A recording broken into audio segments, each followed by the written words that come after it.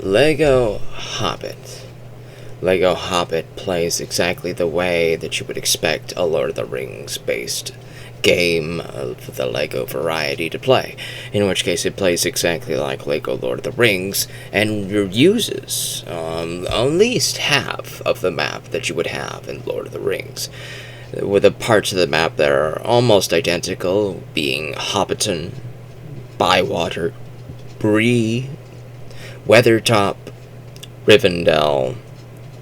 They do bring in Lothlorien, but they call it the Elven Forest, probably because they never actually went to Lothlorien in the movies, but they added it in just so that they could fill out the map and make it easier to explore. So they left Lothlorien in, they left Caradhras in, they left Moria in.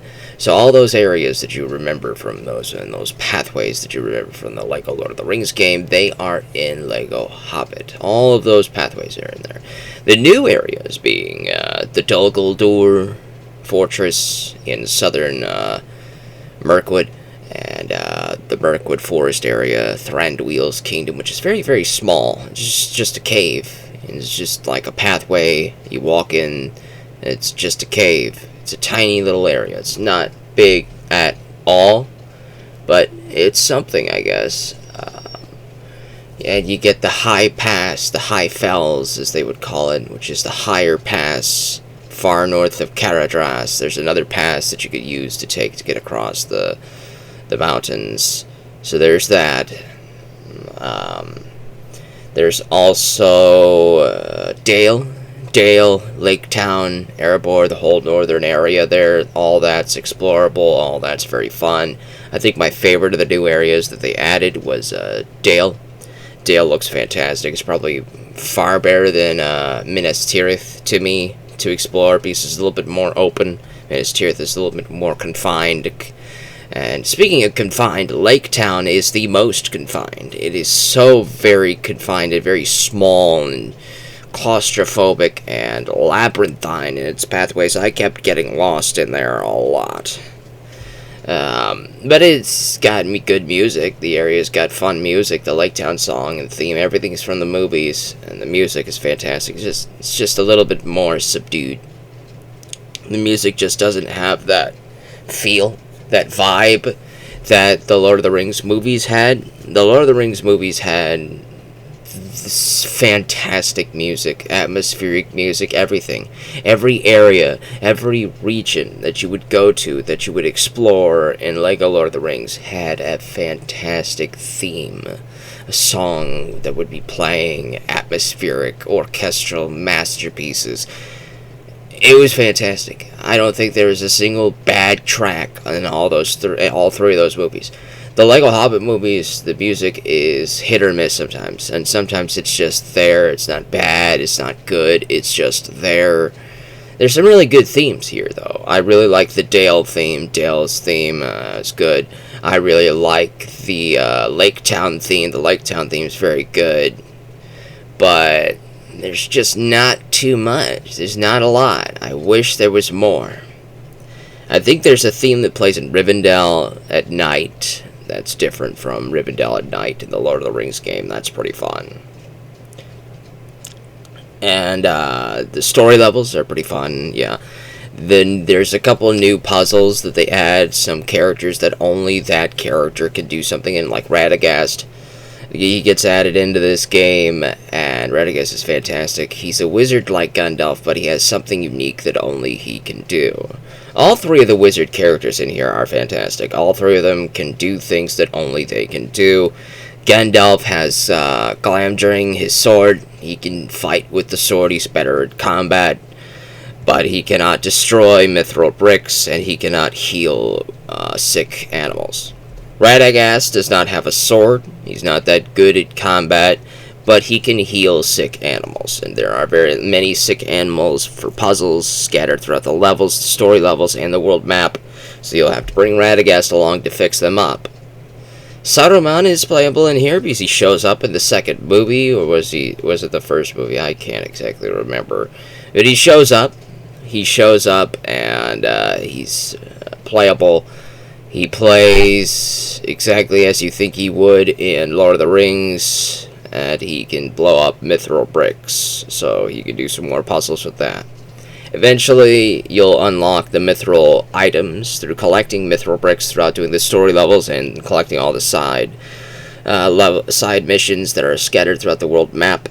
You can collect a bunch of those bricks, go to the blacksmith and forge mithril brick items. I'm just going to come out and say, though, I did not 100% complete this game. I got to about 80%, and I had just picked up another mithril brick. I had planned to 100% this game. I had planned to 100% it. I was picking up a mithril brick. The game was auto-saving, and then the power flickered.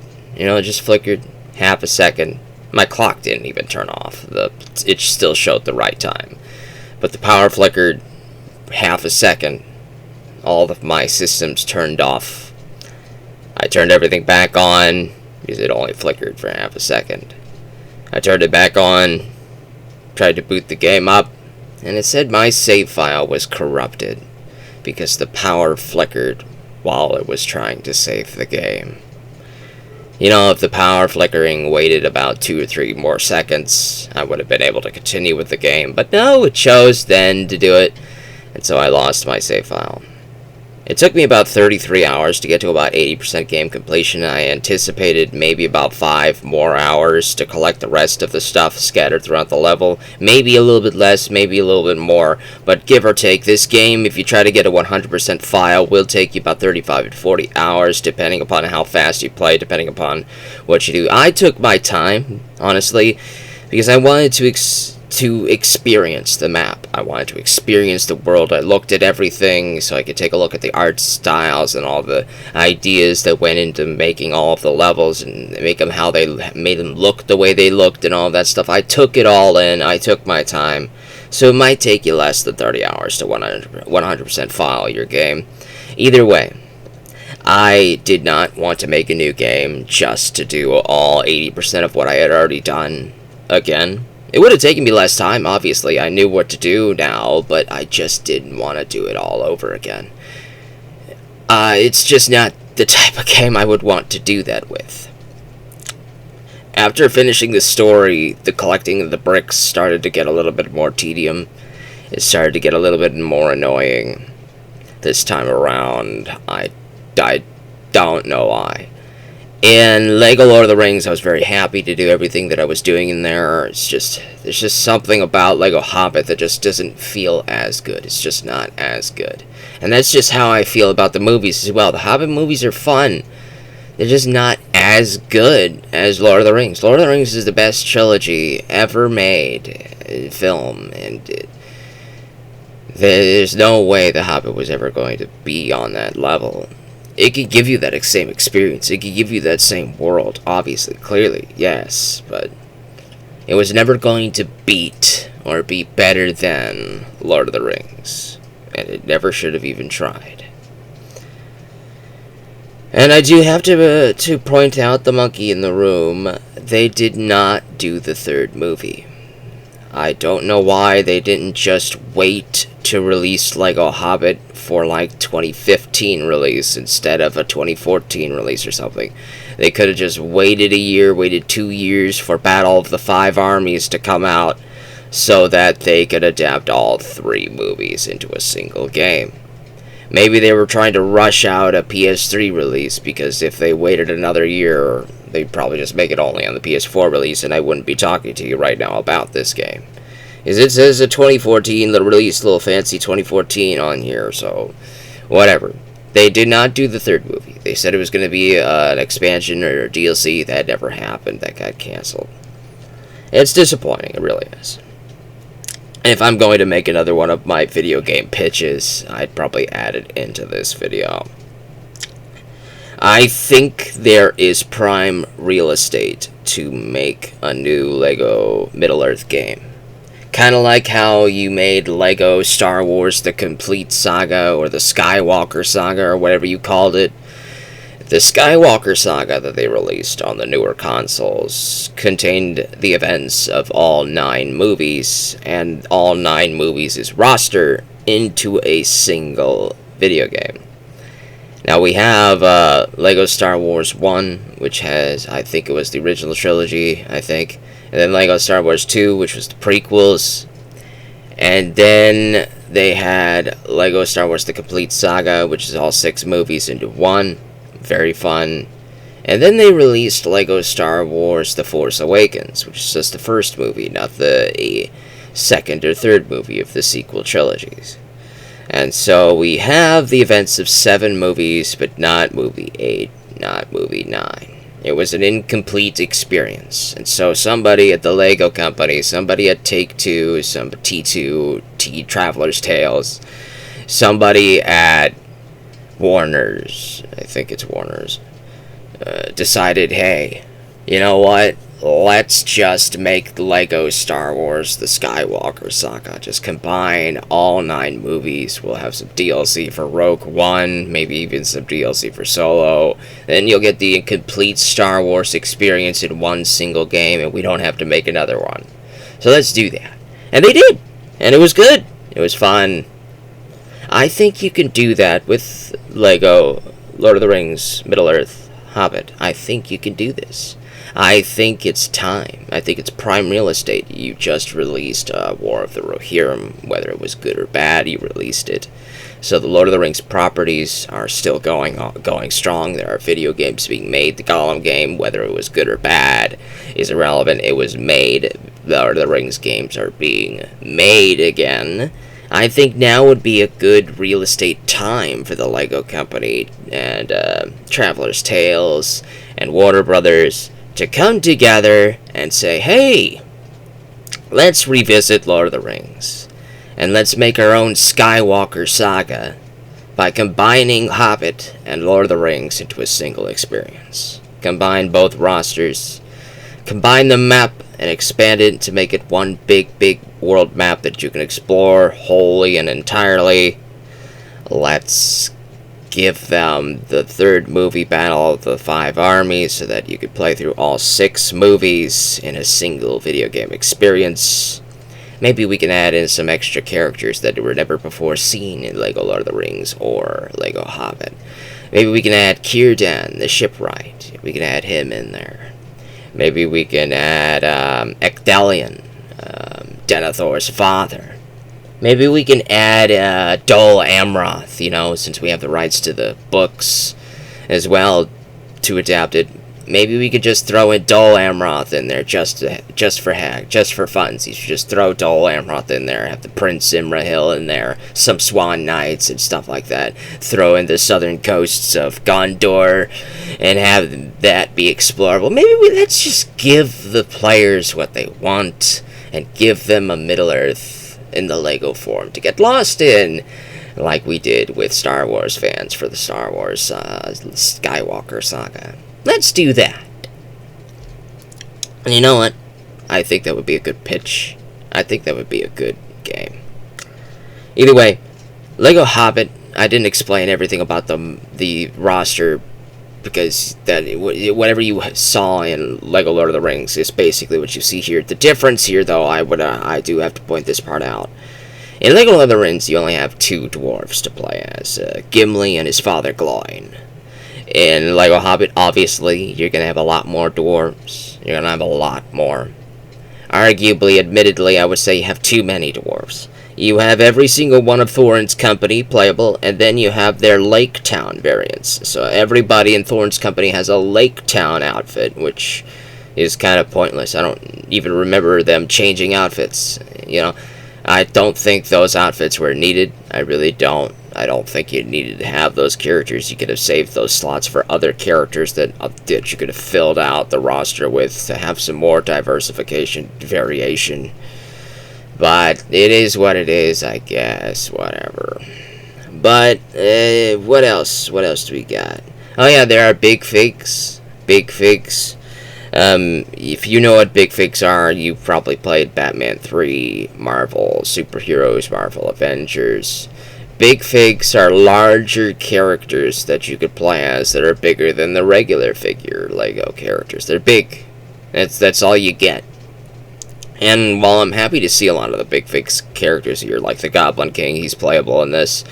The Trolls, that tried to eat the dwarves in the first movie. They're playable in this. It's fun to see them, but they're just not that interesting to use. And they can't really be used in story missions. They can't be used in story missions. You can't really take them into towns. They're just too big. They don't fit. They're just not made for this world because they're reusing it from Lego Lord of the Rings, which didn't have any big figs. So I like the attempt, but you could have left them out. Maybe have the Goblin King maybe as the one sole big fig or something. I don't know. But either way, big figs need accessibility.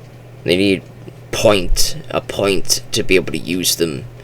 Because when you're redoing the story missions, you cannot select big figs on the roster during free mode. You can't select them, you can't use them, you can't play as them. And that's a big chunk of the game.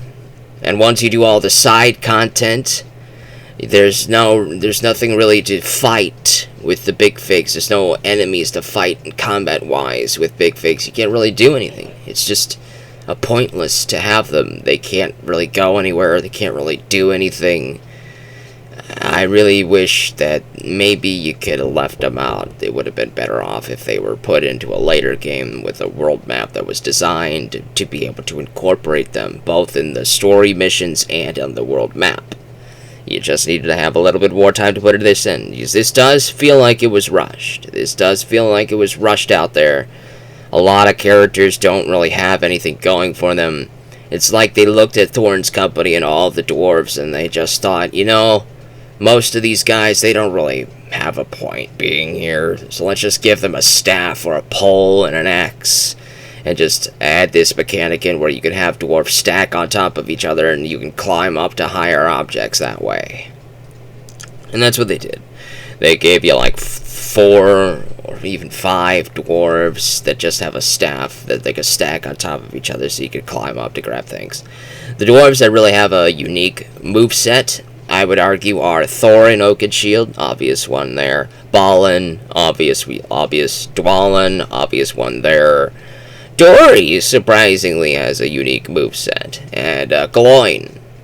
Yes, Gloin has an interesting moveset. Gloin has a special finisher move, which mirrors Gimli's move, because Gloin was playable in Lord of the Rings. And maybe they just mapped the Gloin moveset from Lego Lord of the Rings onto the Gloin in Lego Hobbit. But if they did that, I don't know why they didn't do that for other returning characters, such as Elrond. Elrond has 2 versions playable in this. Both versions are playable in Lego Lord of the Rings. There's the Elrond with the gown that he shows while he's hanging out in his House of Elrond. There's the Elrond Armored, which is the Elrond armor that he wore during the War of the Last Alliance, and whenever he goes off into battle, he wears the armor. And he's got his Hadafang sword. And in Lego Lord of the Rings, Elrond actually has a moveset. He actually has an interesting, unique combination of attacking movements when you use him in battle. When you use him in Lego Hobbit to fight, however, he just has a basic attack. The basic attack, swish, swish, swish, swish, swish, swish. Swish, swish, swish, swish. That's it. That's all he got. In Lord of the Rings, it's like, wow, all that other swinging and swirling and jumping around, twisting and twirling. He's actually got a moveset. I don't know why you didn't just bring that character over. If you're going to copy and paste half the map, at least give us the good moveset for Elrond. But there are some new characters that do have some good, unique movesets. A lot of the characters that they add in here have pointless. They're not really needed to be used. They don't really do anything. Their movesets are just swish, swish, swish, and they don't really do anything. Bard the Bowman's disappointing. He's got a bow, but if you give him a weapon, he just does swish, swish, swish, swish. And most of the elves, they do that too, the whole swish, swish, swish. The only elves that actually have a unique moveset would be Legolas, Tauriel, and Thranduil. Tauriel plays exactly like Legolas. She's basically a carbon copy clone of Legolas. She does exactly everything that Legolas can do. So that's why she's unique in her moveset. It's because Legolas' moveset is unique. And Thranduil, though, holy crap. Thranduil's moveset is very fascinating. He's one of the best to use. And the only unfortunate thing is he can't use a bow, but you can give him a bow. Like I said, the mithril bricks and other treasure items you can collect and fill out your treasure chest. And whether you're roaming about in free mode or in the world map, you can open your treasure chest to access any treasure trove items that you have collected throughout your journeys to give to any character to use, if that character can equip it. Gollum can't equip weapons, and the big figs can't equip weapons, but the regular mini-sized figs, they can equip all these unique items. The sad part here, though, is in Lego Lord of the Rings, you had more regular weapon-looking things. You had swords, you had axes, you had spears. You had actual weapon-looking weapons to give to any character. So, for example, if you played as Gil-galad and he's got a sword and you didn't want to give him a sword, you wanted him to have an actual spear, like his actual lore-accurate spear, then you could do that. You could go ahead and go into his treasure trove option and give him his spear. Unfortunately, he doesn't have a unique moveset. Gil-galad should have had a unique moveset, but I said that before in my Lego Lord of the Rings rant. But in this one, you don't really have all that many unique weapons to go through. You have a big sledgehammer. You've got a battle axe. You got a Morgul blade, which is just a dagger, really. You don't only have a long sword, regular sword. You only have the elven swords, the elven spears. You get a spear, but it's not really that interesting. You get a couple staffs, but they don't really do much. Most of the treasure trove items and the mithril brick items for Lego Hobbit are more for jokes and gimmicks rather than for actual practicality like they were in Lord of the Rings. That's why I have to say that even yet again, Lego Lord of the Rings is just overshadowing this giant mountain that Lego Hobbit was trying to be like, but just couldn't quite get there. I would say that if you're a Middle-earth fan, if you're a big Middle-earth fan, then Lego Hobbit would be there for you so that you could just explore parts of the map that you could not explore in Lego Lord of the Rings. It's the only reason you would play this. So you could explore Dale, Mirkwood, Dol Guldur, the High Fells, where you could find of Rudar, because Rudar, one of the three kingdoms of Arnor, they're ruins now, but you could explore parts of Rudar in Lego Hobbit. That's fantastic. I love that. Give me more. So I'm very happy to explore the parts of the Middle-earth that I didn't get to do in Lego Lord of the Rings. I was very happy to do that. And outside of that, the roster just isn't really... If you combined the rosters from Lord of the Rings and Lego Hobbit, you would have something to work with. I really wish they came back and revisited the Lego Lord of the Rings games. They really need to. This really should be one of their next Lego games, is to just make Lego Middle-earth and give you all 6 movies, combined roster, add some new ones like Círdan and Ecthelion in there. Give us a big, fun experience. Because this feels unfinished.